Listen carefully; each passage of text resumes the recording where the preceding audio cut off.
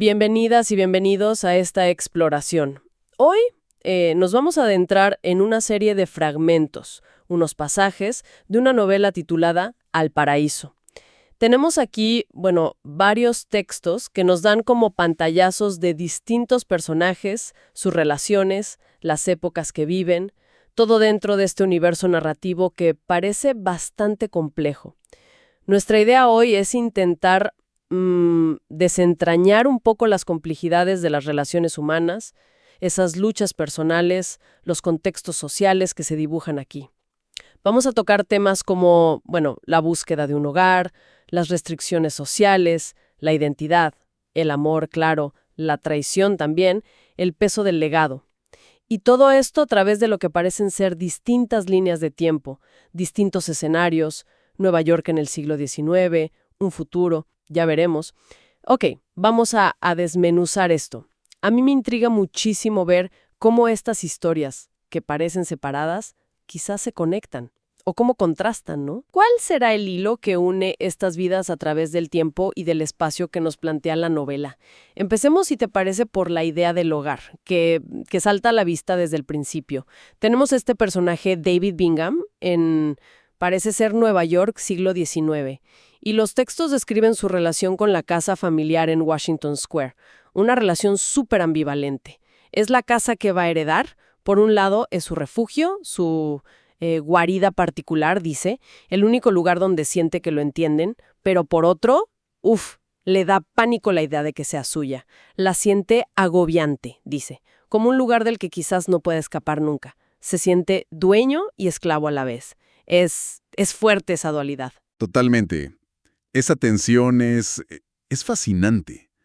La casa es símbolo de seguridad, sí, de pertenencia, la memoria de la infancia, un santuario.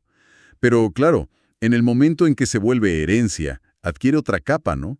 La del linaje, las expectativas de su clase social, esa identidad que le viene impuesta. Es un santuario que, como decías, se siente como una jaula dorada quizá. Refleja esa lucha, yo creo que universal, entre la comodidad de lo conocido y el peso, a veces asfixiante, de la historia familiar, de las obligaciones que uno no elige. Y eso se nota más todavía por el contraste tan fuerte cuando visita la casa de huéspedes donde vive Edward Bishop. Un lugar, según los estándares de su abuelo, mucho menos respetable, más precario. Y sin embargo, ahí David siente que está viviendo una aventura. Le da orgullo sentir eso, aunque también un poco de vergüenza. Es como si buscara activamente otra cosa, ¿no? Algo distinto a esa herencia segura, pero limitante. Exacto. La idea de hogar no es fija, es fluida. Cambia según el momento, según lo que uno busca. Si quiere transformarse o incluso huir. Vemos cómo distintos espacios le activan a David distintas partes de sí mismo, distintas posibilidades. Y esta búsqueda de un lugar físico o simbólico donde sentirse él mismo, libre del apellido Bingham, resuena en otros personajes también. Cierto, no es solo David en el 19. Más adelante nos encontramos con el padre de Kawika, parece ser Hawái, y él se aferra a una idea muy idealizada de la tierra ancestral, Lipowaunagele. La ve como su paraíso, aunque por lo que él mismo cuenta, esa utopía se termina volviendo, algo opresivo, casi una prisión que él mismo se impone, bajo la influencia de otro personaje. Precisamente.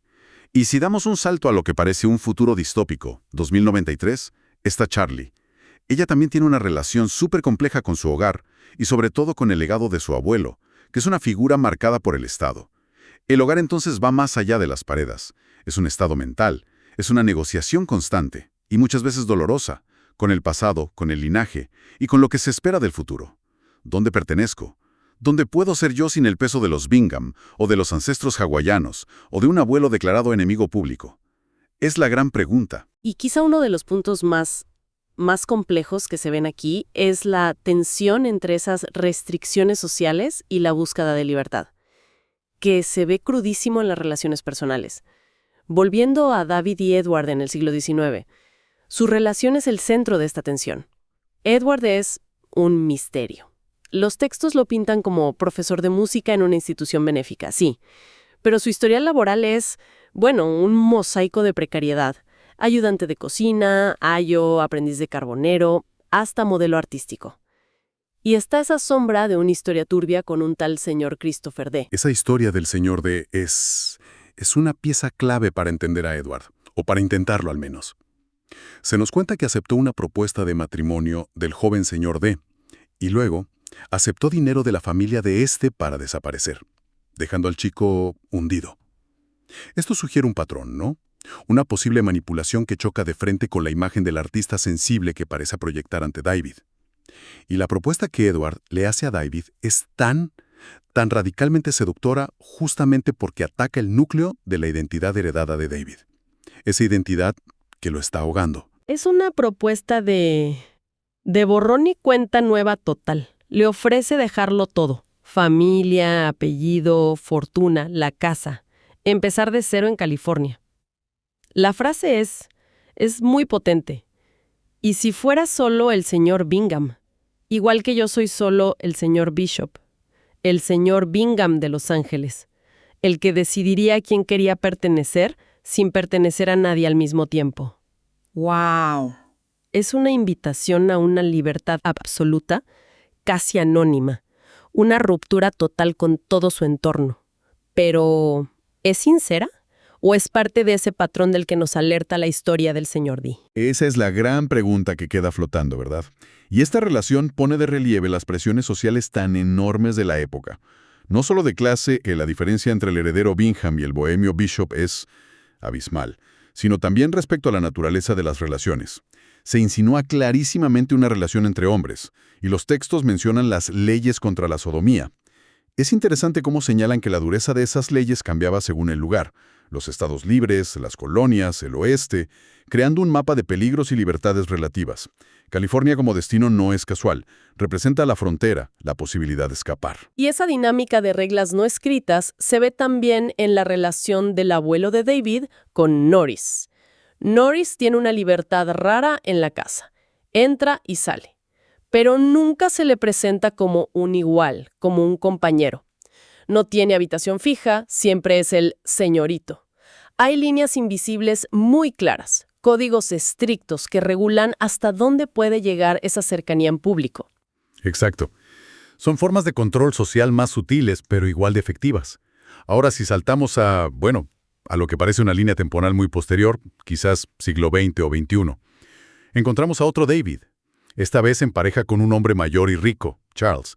A primera vista parece una pareja más estable, quizás más integrada socialmente en su círculo. Pero ellos también viven con secretos, con restricciones autoimpuestas. Sí, Charles es rico, poderoso, influyente. Pero su relación está marcada por una enfermedad que no se nombra. Una condición que parece planear sobre su futuro, sobre su tiempo. Y esta circunstancia, sumada quizás a otras presiones laborales o sociales, les obligan a mantener una fachada de distancia en el trabajo, por ejemplo.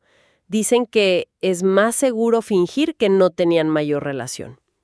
Y eso me hace pensar que, aunque el contexto social sea distinto al del 19, la necesidad de ocultar o gestionar la verdad de una relación no desaparece del todo. Has dado en el clavo.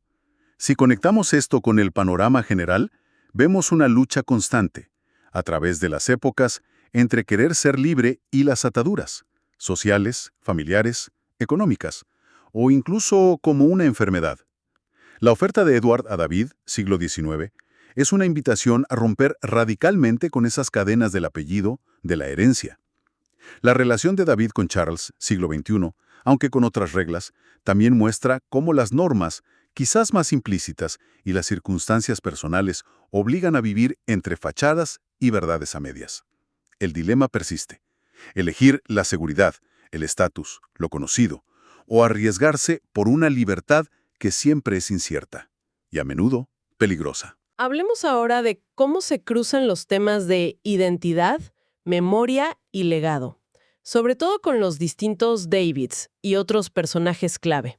Está el David Ringham, del 19, atrapado entre su herencia, la casa, el apellido, lo que espera el abuelo, y esa atracción por Edward que lo desafía todo. Luego saltamos a este otro David, el compañero de Charles.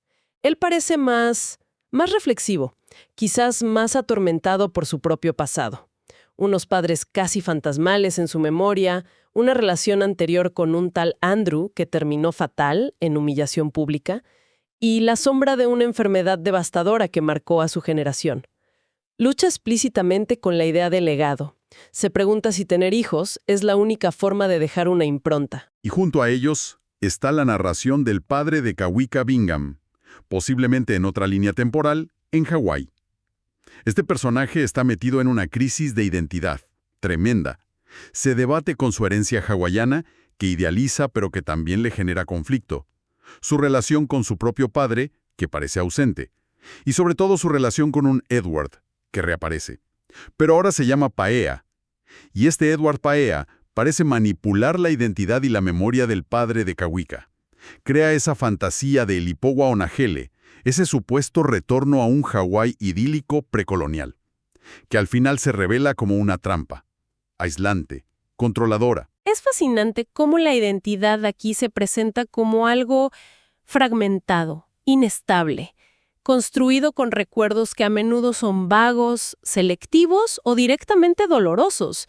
David 18 apenas recuerda a sus padres, David con Charles está marcado por traumas, por la enfermedad colectiva. El padre de Kawika tiene recuerdos vívidos, sí, pero teñidos de conflicto, sobre todo con Edward Paella y su propia cultura. La memoria no es un archivo objetivo, para nada. No, en absoluto. La memoria aquí es una fuerza activa, casi un personaje más. Moldea cómo se ven a sí mismos y su lugar en el mundo. Y el legado, el legado es una carga omnipresente, a menudo aplastante. El apellido Bingham resuena por generaciones. Implica riqueza, estatus, pero también restricciones. La supuesta ascendencia real hawaiana y las expectativas de la abuela pesan sobre Kawika y su padre. Generan conflicto entre tradición y adaptación. Charles, por su parte, quiere dejar una impronta, quizás a través de David, como una forma de trascender ante su propia mortalidad. Es muy consciente de eso. Y es interesante el contraste en cómo se enfoca ese legado. El abuelo Bingham, 19, parece conectarlo con asegurar la felicidad y compañía de David, buscándole un matrimonio adecuado, mientras que el padre de Kawika siente que fracasó totalmente en dejarle algo bueno a su hijo, justamente por sus propias debilidades y por la influencia que él ve como destructiva de Edward Paea en su vida y en su paternidad. Exacto. Y se establece un contraste muy fuerte con Edward, que parece operar, al margen de cualquier linaje conocido. O no lo tiene, o lo oculta y lo manipula. Se reinventa. Profesor de música, señor Bishop, Paea, parece encarnar una libertad radical frente al peso de la historia familiar, aunque es una libertad ambigua, potencialmente peligrosa para otros. Y esta lucha con el legado nos proyecta hacia el futuro. Hacia Charlie en ese escenario de 2093-2094. Ella también carga un legado familiar pesado y peligroso. Su abuelo, un tal Peter, fue declarado enemigo del Estado. Su propia identidad está marcada no solo por ese estigma, sino también por las secuelas de una enfermedad que la dejó cambiada físicamente y quizás se insinúa también cognitivamente. Su interacción con otro David en ese futuro, el uso de un nombre clave, Cobra, sugiere que la lucha por definir la identidad, el significado de los nombres, la resistencia contra un poder opresor, son temas que siguen ahí. Se reconfiguran, pero persisten en ese futuro. El legado y la identidad siguen siendo campos de batalla. La recurrencia de nombres como David y Charles Charlie, junto con personajes como Edward que reaparecen o cuyos ecos se sienten en distintas épocas, Edward y Paella, por ejemplo, sugiere fuertemente que se exploran patrones cíclicos, como ciertos dilemas, ciertos tipos de relaciones de poder o afectivas tienden a repetirse, ¿no? Aunque sea con variaciones a lo largo del tiempo y en contextos sociales muy diferentes. Es como si la novela tejiera una red de correspondencias a través de los siglos. Volvamos un momento a David y Edward en el siglo XIX, porque hay un punto de inflexión crucial. El informe del investigador privado. El abuelo, desconfiado, protector, le da a David un documento que detalla el pasado de Edward. Y es demoledor. Describe un patrón clarísimo. Edward seduce a hombres jóvenes, vulnerables, menciona al señor D, y David encaja en el perfil. Acepta sus propuestas de matrimonio o compromisos y luego negocia con las familias para recibir dinero a cambio de desaparecer, dejando al joven amante hundido emocional y socialmente. Durísimo. Ese informe es una bomba narrativa. Pone a David en una encrucijada imposible. Por un lado, la evidencia fáctica presentada por su abuelo, una figura de autoridad moral y afectiva. Por otro, su propia experiencia con Edward. Sus sentimientos, la intimidad, esa promesa seductora de libertad. Edward le había preguntado directamente, casi desafiándolo. ¿Confías en mí, David? Y ahora, esa pregunta resuena, con una carga terrible. ¿Cómo reconciliar al Edward que él cree conocer con el estafador calculador que describe el informe? Es Es que la duda es atroz. ¿Es el informe la verdad objetiva? ¿O es una versión sesgada, quizás exagerada, o incluso manipulada por los padres del señor D, o por el propio abuelo Bingham, que claramente quiere sacar a Edward del medio? David está atrapado entre la palabra de su abuelo, reforzada por el documento, y la palabra y la presencia de Edward. La ambigüedad es palpable, dolorosa, define el lema sobre la confianza. Además, esto no sale de la nada. Se conecta con una historia que el abuelo ya había contado a David antes. Como una advertencia, ¿no? La de una joven rica de su círculo que fue arruinada por un hombre encantador pero sin escrúpulos. La sedujo, se casó con ella, huyó con su fortuna. El abuelo usó esa historia para sembrar la duda sobre cualquiera que se acercara a David sin un linaje o fortuna similar. Y ahora, el informe sobre Edward parece confirmar justo ese patrón depredador. El propio David recuerda esa historia al leer el informe y se siente perturbado. Dice, como si se tratara del eco de otra, de una historia peor. La semilla de la desconfianza, una vez plantada, echa raíces profundas. Y esa dinámica de desconfianza, de posible traición, parece replicarse, aunque de forma distinta, en la historia del padre de Kawika.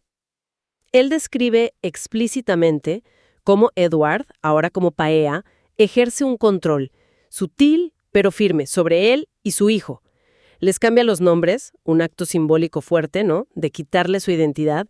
Crea esa comunidad aislada, fantasiosa, Lipo-Wow, Nahele, que termina siendo opresiva.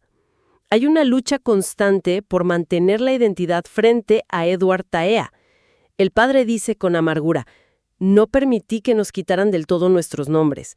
Sugiere una resistencia, sí, pero al mismo tiempo admite la influencia profunda y, en retrospectiva, dañina que Edward tuvo sobre él y sobre su relación con su hijo. Vemos entonces cómo la confianza se revela como algo increíblemente frágil, vulnerable a las presiones sociales, familiares, a crisis personales como una enfermedad o a la manipulación deliberada. Los personajes aquí no solo viven sus vidas, sino que constantemente construyen y deconstruyen narrativas, sobre sí mismos y sobre los otros, para justificar sus acciones, para protegerse del dolor, para controlar o simplemente para intentar darle sentido a sus propias experiencias confusas. La línea entre el amor genuino, la dependencia emocional, la necesidad de protección y la manipulación calculada se vuelve muy, muy borrosa en varias de estas relaciones. La pregunta sobre en quién confiar y hasta qué punto parece ser una de las claves centrales de estos textos. Entonces, intentando, juntar un poco las piezas, ¿qué panorama nos queda? Estos fragmentos de Al Paraíso nos dejan con una sensación de enorme riqueza, sí, pero también de profunda complejidad, de ambigüedad. Nos presentan personajes que luchan con dilemas que resuenan universales. ¿Qué es el hogar? ¿Se puede alcanzar la libertad individual? ¿Cómo construimos nuestra identidad frente al pasado? ¿Qué es el amor y cómo sobrevive a la desconfianza? Pero estas luchas no pasan en el aire, sino en escenarios históricos y sociales muy específicos y contrastantes. Ese Nueva York del 19, tan encorsetado, un Hawái soñado y fracturado por la historia, y un futuro distópico, vigilado. Sí, es realmente notable cómo ciertos motivos, imágenes, dilemas, resuenan y se reflejan a través de las distintas historias y tiempos. Crean como un tapiz narrativo. La búsqueda sin fin de un paraíso personal, que toma formas muy distintas. La seguridad de la casa en Washington Square, la fantasía cultural de Ilipo Waunanelli, el escape radical a California o quizá una utopía futura siempre esquiva. El peso a menudo opresivo de los nombres, de la historia familiar, del legado que se hereda o que se intenta construir. La tensión constante entre querer ser libre y las múltiples ataduras, sociales, familiares, afectivas, incluso biológicas, que nos condicionan. Y por supuesto esa dificultad recurrente, casi trágica, para confiar plenamente en los demás. Y quizás, lo que es más inquietante, en nuestros propios recuerdos, percepciones y juicios. Y todo esto nos deja con preguntas flotando. Considerando las versiones contradictorias que tenemos, como el informe sobre Edward, las motivaciones ocultas que intuimos, las presiones enormes, sociales, históricas, personales, que enfrentan todos. ¿Hasta qué punto es realmente posible conocer a otra persona? O incluso llegar a conocernos a nosotros mismos en esas circunstancias. Al final, ¿qué significa realmente ser libre en los mundos tan distintos, pero con ecos tan inquietantemente similares que nos dibujan estos fragmentos de Al Paraíso? Sin duda algo para seguir dándole vueltas mucho después de cerrar el libro, ¿no?